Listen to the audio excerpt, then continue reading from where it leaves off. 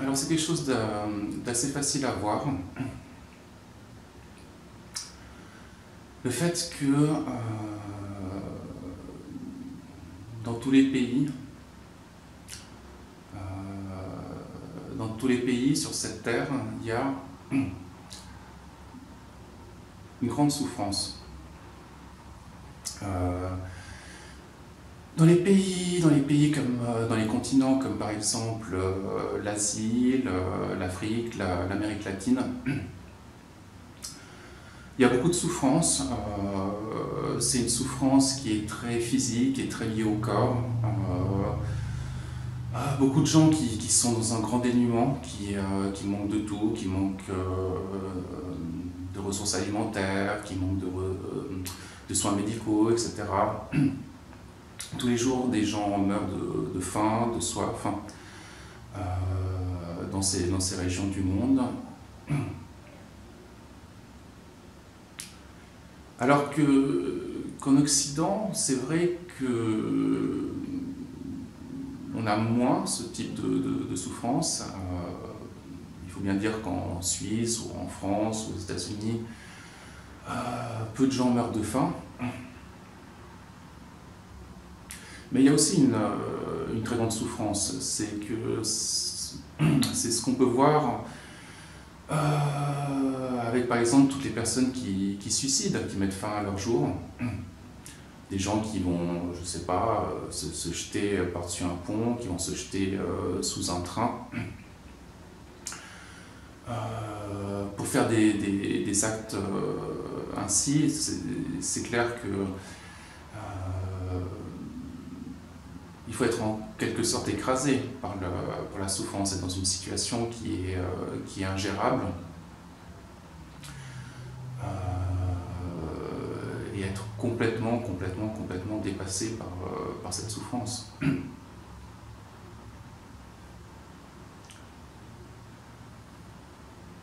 Il y a aussi des gens en Occident qui vont se suicider, mais sur une longue période, sur une longue durée. Par exemple, qui vont passer toute leur vie à boire, à fumer, à manger de manière excessive.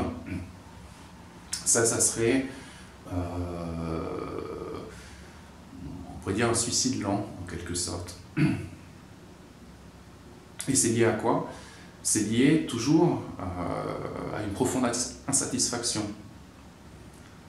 Sur cette terre, des gens qui sont profondément satisfaits de leur quotidien, qui vont jamais se plaindre, qui vont jamais se sentir victimes de quoi que ce soit, c'est quand même assez rare. Voire très rare, en fait. Alors la question maintenant, c'est pourquoi? Pourquoi cette insatisfaction? Pourquoi cette frustration? Pourquoi Il y a tellement de personnes, d'hommes et de femmes, de toutes conditions, des personnes riches, pauvres, des personnes qui vivent en ville, des personnes qui vivent en pleine campagne, etc. Finalement, tout le monde est en proie à une insatisfaction, j'aurais tendance à dire qui est pratiquement constante, sauf quand certaines conditions sont réunies qui font qu'on va en fait oublier cette insatisfaction, qu'elle va passer, disons, à l'arrière-plan. Parce qu'il arrive un truc chouette, parce qu'on est, je sais pas, un anniversaire, un mariage, il s'est passé un truc sympa. Donc du coup, là, temporairement, on oublie l'insatisfaction. Mais en général, ça ne dure pas. L'insatisfaction revient. La frustration revient, le manque revient, le sentiment d'incomplétude revient. Alors pourquoi? Pourquoi en fait c'est ainsi?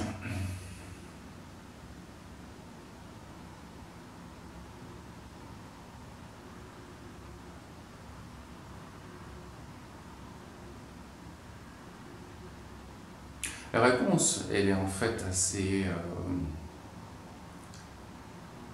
assez simple, en tout cas au niveau de la formulation, c'est que les gens sur cette terre qui souffrent, ils ont oublié qui ils sont, qu'est-ce qu'ils sont.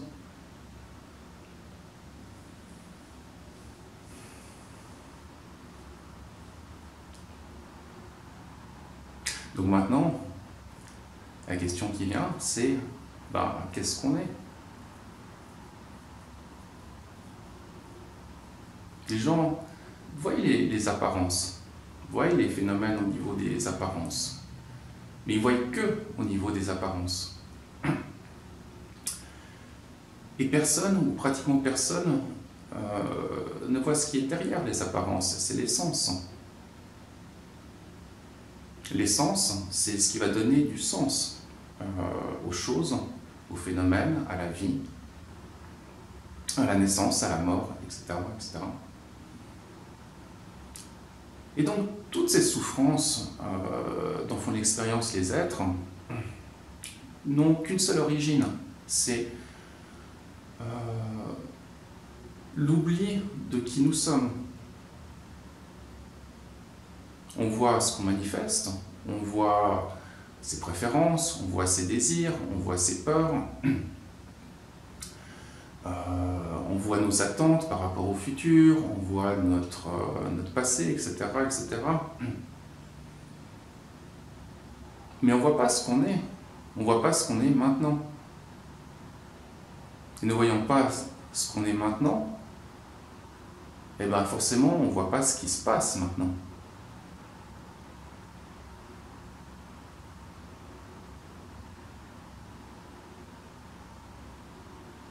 Autrement dit, on voit que les apparences séparées de l'essence.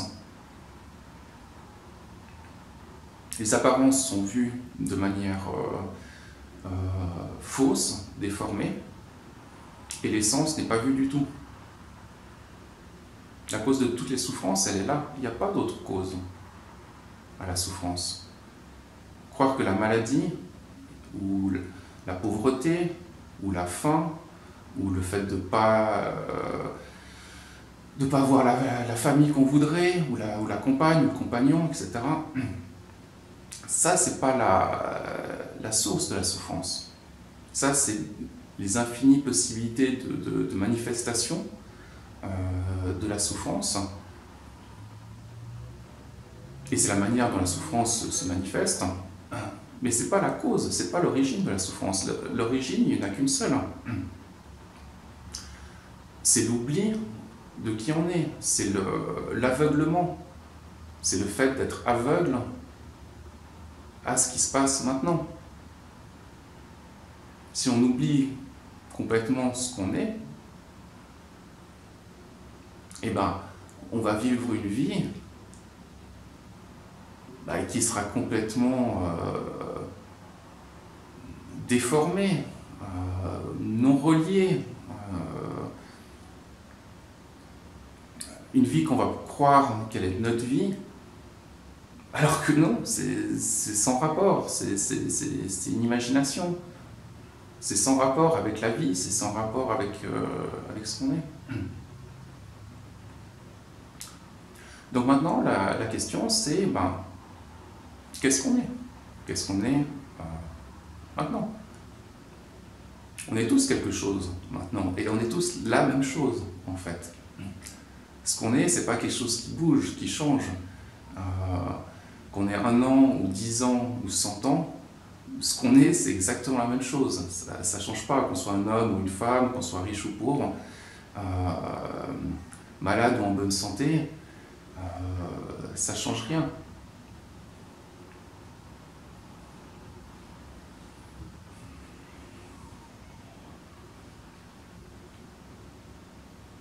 Donc, qu'est-ce qu'on est? On est cela.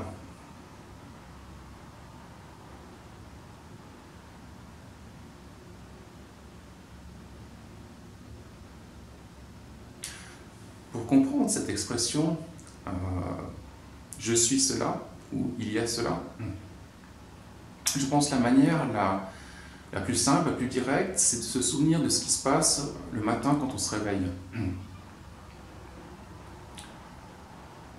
Avant de se rappeler de qui on est, de notre vie, de notre histoire personnelle, de notre passé, de notre futur, etc., la première chose, si on est un tout petit peu attentif, la première chose qui vient quand je me lève le matin,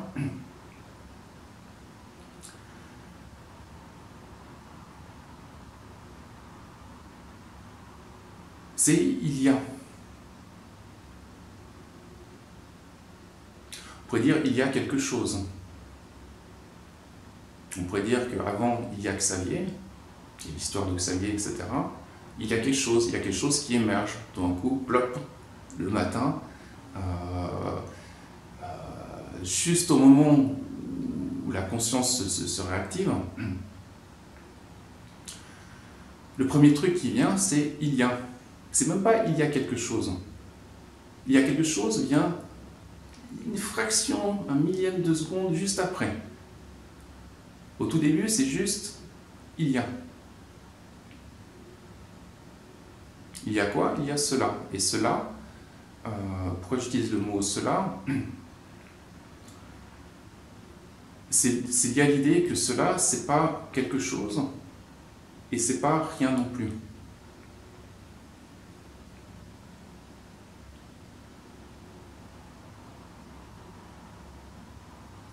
Et ça, c'est ce que je suis. Ça, c'est ce que je suis vraiment.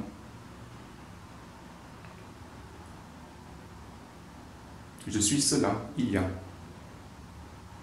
Je ne sais pas encore s'il y a quelque chose, je ne sais pas encore s'il y a quelque chose ou rien.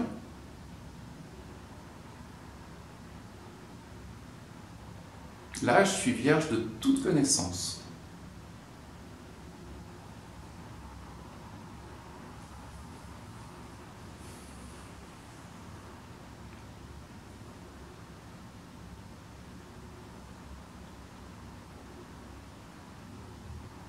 Ensuite apparaît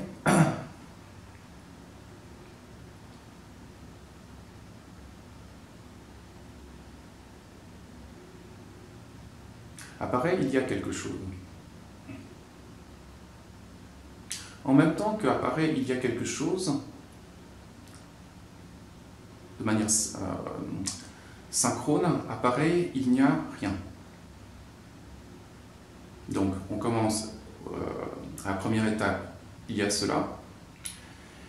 Et là, ça commence le premier split qui va extrêmement vite, hein, c'est de l'ordre du millième de seconde.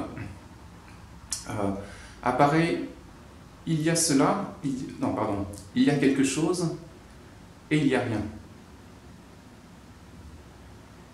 Et ça, c'est collé. Les deux sont collés ensemble, c'est-à-dire qu'à ce niveau-là, la dualité n'est pas encore apparue. Entre il y a quelque chose et il n'y a rien, la dualité n'est pas encore commencée parce qu'il n'y a pas d'espace entre les deux. Les deux sont complètement collés.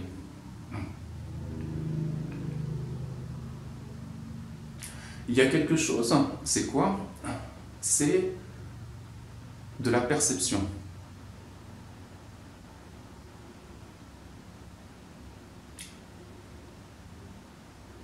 Ce quelque chose, c'est de la perception. À ce niveau-là, il n'y a pas encore quelqu'un qui perçoit, il n'y a pas encore quelque chose qui est perçu. Il y a juste la perception. D'accord?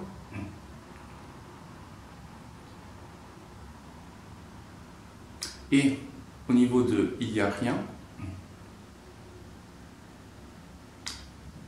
est apparue la conscience.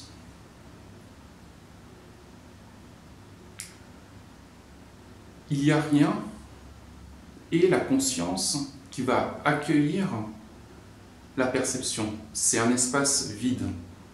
C'est un espace complètement vide où il n'y a rien. Et comme cet espace est complètement vide, il peut parfaitement accueillir quelque chose. Ce quelque chose, c'est la perception.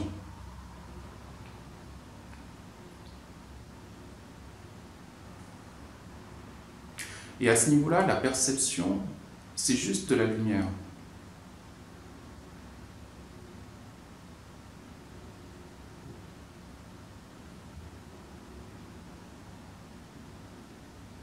C'est pas de la lumière blanche ou de la lumière rouge. C'est une lumière sans couleur.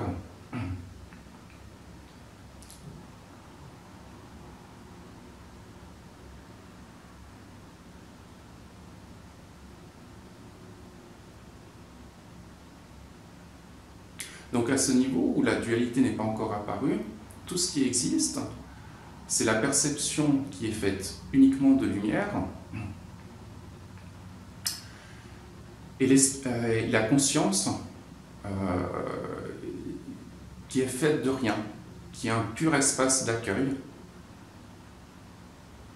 mais qui n'est rien. S'il était quelque chose, il ne pourrait pas tout accueillir. Pour pouvoir tout accueillir,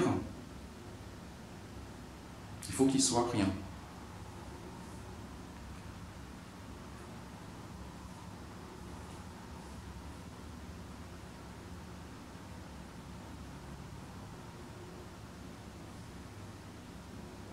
Ensuite, quand on passe au troisième stade,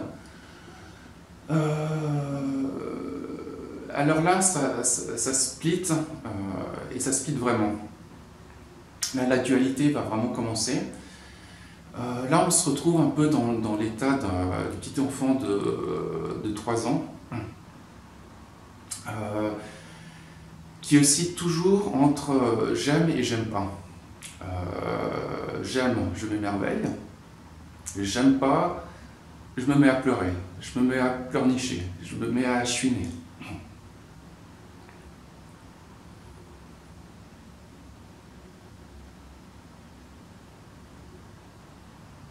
Et là,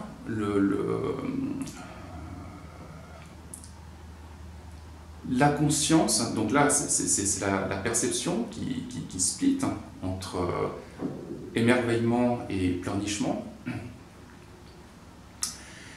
Et là, il n'y a pas vraiment de dualité entre émerveillement et pleurnichement, parce que le petit enfant, il ne sait pas ce que c'est en fait. S'émerveiller puis pleurnicher, il ne sait pas. Donc en fait, il ne crée pas de dualité entre les deux.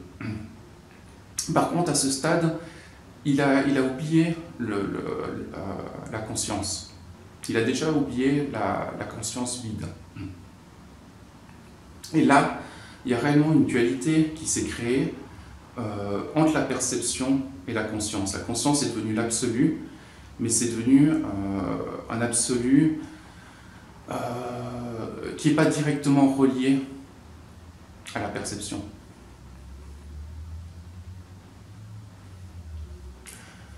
Cet état du petit enfant de 3 ans, on l'atteint en général très vite. Ça c'est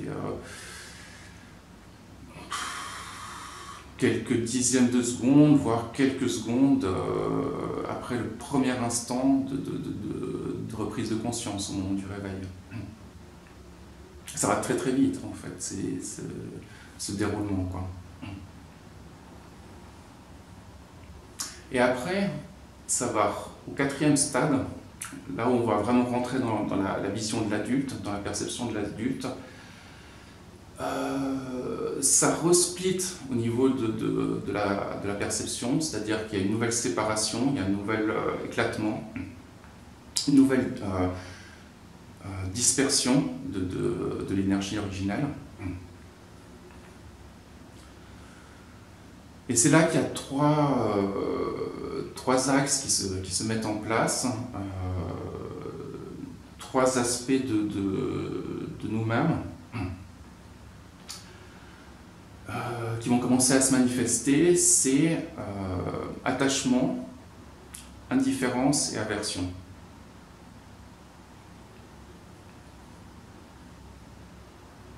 Donc l'attachement, c'est lié au désir, l'aversion, c'est lié à la peur, l'indifférence, c'est lié à une forme d'inconscience, d'opacité mentale.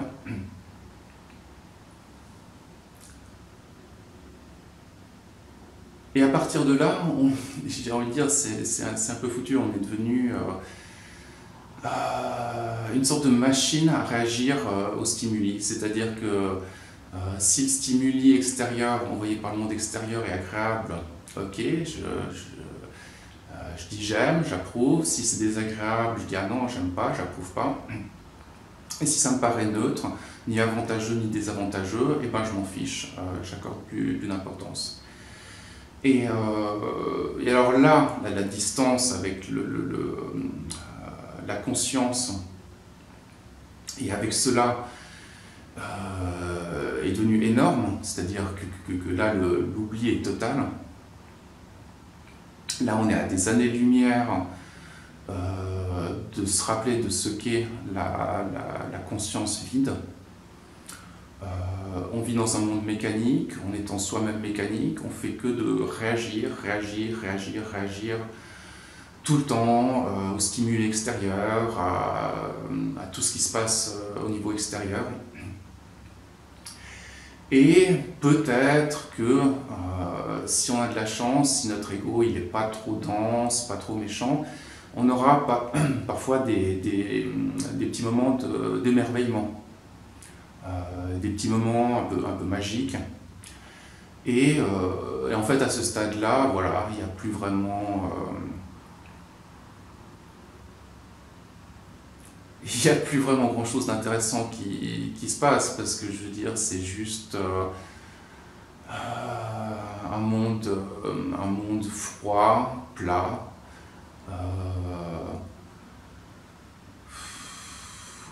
Oui, voilà, le mieux qu'on peut espérer, c'est d'avoir par moments des petits moments magiques, des petits moments d'émerveillement, où on va reprendre peut-être un petit peu contact avec l'enfant qu'on était à l'âge de 5 ou 8 ans, je ne sais pas. Et pour nous,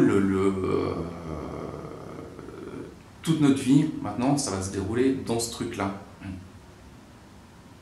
Où ça tourne,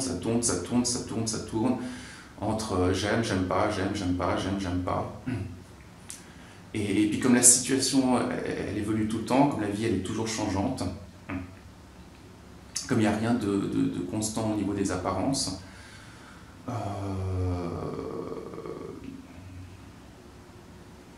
il n'y a plus de pouvoir, il n'y a plus aucune liberté à ce niveau-là, il n'y a plus de pouvoir personnel, il n'y a plus aucun pouvoir créateur. À ce moment-là, je veux dire, on subit. Si nous arrive un truc chouette, on se dit ah mon Dieu, merci, j'ai eu de la chance, j'ai fait une belle rencontre, j'ai trouvé un chouette travail, merci. Si nous arrive un truc pas cool, on dit oh non, qu'est-ce que j'ai fait, pourquoi, non, pas ça, oh non, une maladie, fait chier, machin. Mais le fait est que à ce niveau-là, on ne fait plus que de subir. Il n'y a plus aucun pouvoir créateur. Pourquoi? Parce qu'on a complètement oublié. On a complètement oublié qui on est.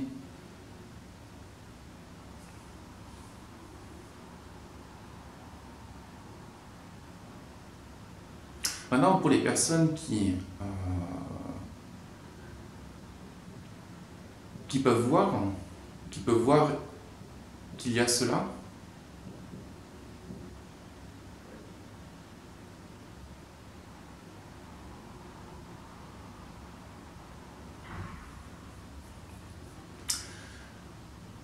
pour les personnes qui se rappellent,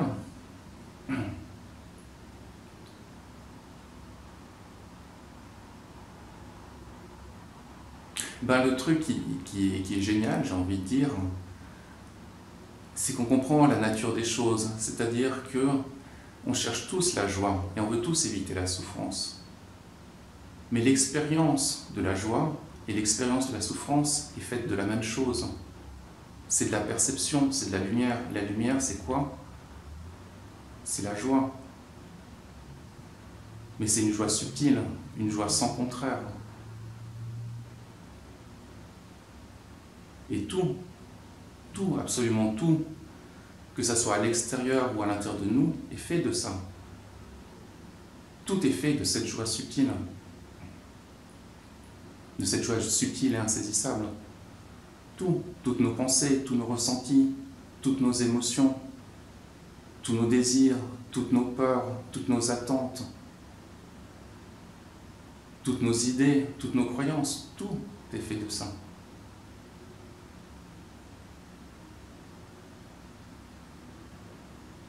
Et quand c'est vu, quand c'est clairement vu que tout est fait de ça, tout est fait de la même chose,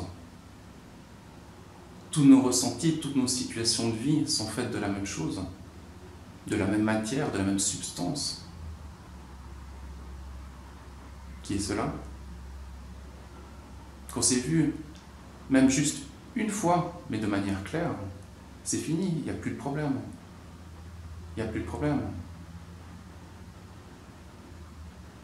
Il n'y a absolument pas besoin de comprendre ce que je dis. Que quelqu'un comprenne ou ne comprenne pas ce qui se dit maintenant n'a aucune importance. Il n'y a pas besoin de le comprendre. Parce qu'il n'y a rien à comprendre.